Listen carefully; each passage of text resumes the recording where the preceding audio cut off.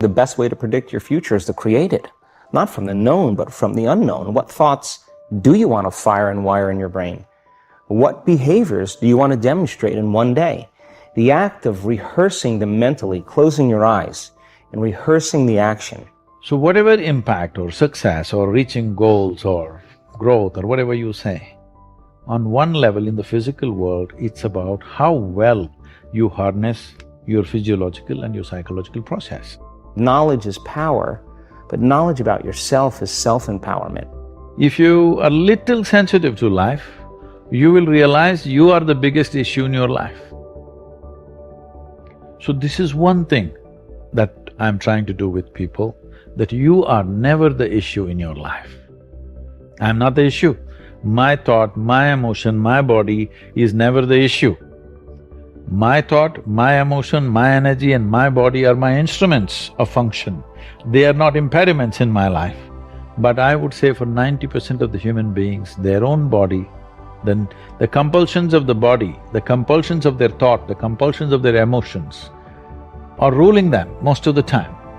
So when you yourself are a problem, well, you're on self-help. Whether your body and mind works against you or works for you, this is a big difference. So there is enough evidence to show only when you're in pleasant levels of experience, this happens best. So obviously, joy is first, then growth. If you're joyful constantly and you have no fear of suffering because you understand all human experience comes from within you, and so you have managed to create the kind of experience that you want, now growth is possible unbridled. If you have the fear of falling down and suffering, you will not go very high. So this one fundamental thing has to get across to all the human beings on this planet. Your experience is entirely determined by you. This is what the word karma means, unfortunately. It's become something else here. Karma means action. That means when we say your life is your karma, we are saying your life is entirely your making, 100%. What happens in the world? There are many, many forces involved. What happens within me? It's 100% me. If you don't take charge of this, then you're an accidental life. When you're an accidental life, anxiety is very natural.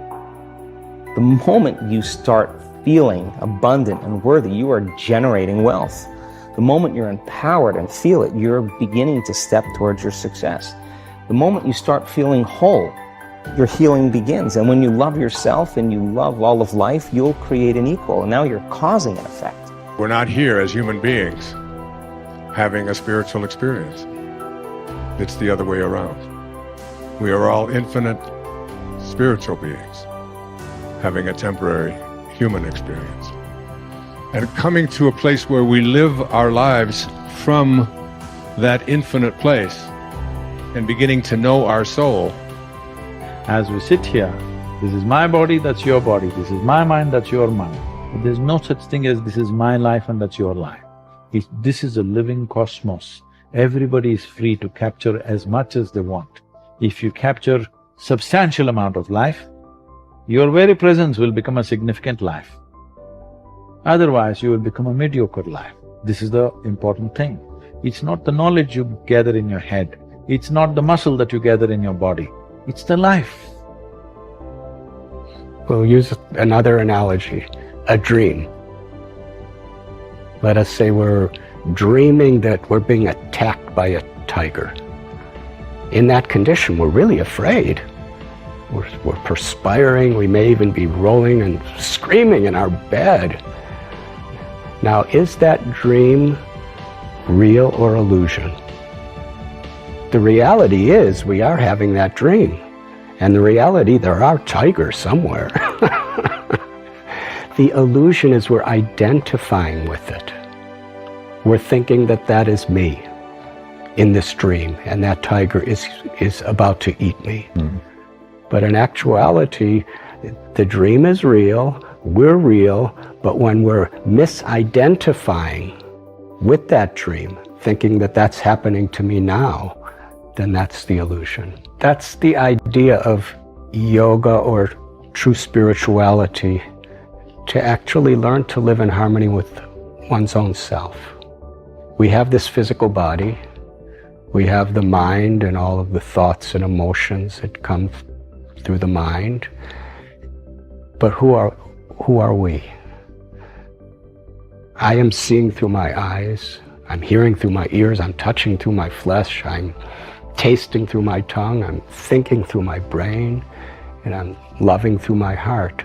But who is that me?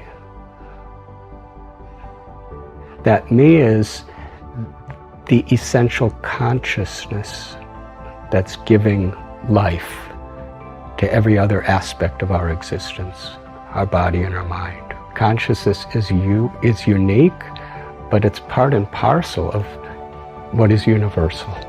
And unless we understand that uniqueness of our own true consciousness, then we can't really appreciate the universal nature and how we're all actually connected. Everything is connected and everyone is connected, and everything and everyone in this world is interdependent. And Emerson said that the reason why there's so many problems in this world is because human beings are disconnected from their own true self. The senses, the mind, the intelligence requires to be in harmony with the heart and with the living force within the heart, which we call the soul or the spirit. And when we understand the sacredness, the beauty, the eternal nature of our own spirit, then we can recognize it in creation and we can recognize it in others. When we don't realize, experience, perceive the sacredness of our own true self, then our perception is an illusion of the world. But when we understand who we are and understand our harmony and relationship with the world around us and the people around us, then we're actually seeing everything as truth.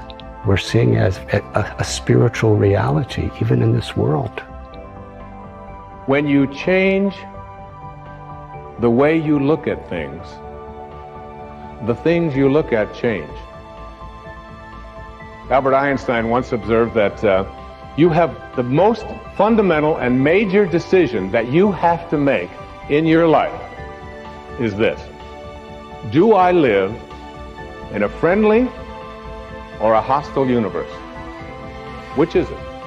Is it a universe that is filled with hostility and anger and people wanting to hate each other and people wanting to kill each other? Is that what you see? Because when you see the world that way, that's exactly what you will create for yourself in your life. This is from great scientific minds. And the interesting thing is that this is not just a clever play on words, that when you change the way you look at things, the things you look at change. It's actually a very scientific thing, and I'm going to show you that in just a moment. I'd like you to imagine the following scene. You're in your house. You've got your car keys in your hand. The lights go out. Power failure. You can't see a thing. You stumble around in your living room and you drop your keys. And you look around for a moment and you realize that you're never going to find them in the dark. But you look outside and you notice that the street lights are on. So in your mind, a light bulb goes off. I'm not going to sit around here in the dark and grope around looking for my keys when there's a light on outside. I'm going to go out here under the street light and I'm going to look for my keys. Why are you laughing? This makes a lot of sense. So you're out here and you're groping around and you're looking for your keys and you're looking and looking, and your neighbor comes along and says, "What happened, Wayne?" "Well, I dropped my keys." "Oh, I'll help you look for them." And the two of us are now down here looking for our keys. And looking, finally he says to me, "Excuse me, but where did you drop your keys?" "Well, I dropped them in the house."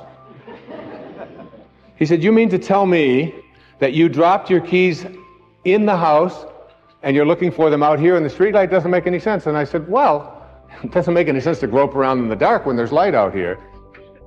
Now you laugh and you think how silly that is, but isn't that exactly what we do when we have a problem, a difficulty, a struggle that is located inside, and we're looking for the solution outside, someplace outside of ourselves? It would be like going to the doctor and telling him all of your symptoms, and the doctor says, oh boy, you've got a lot of symptoms.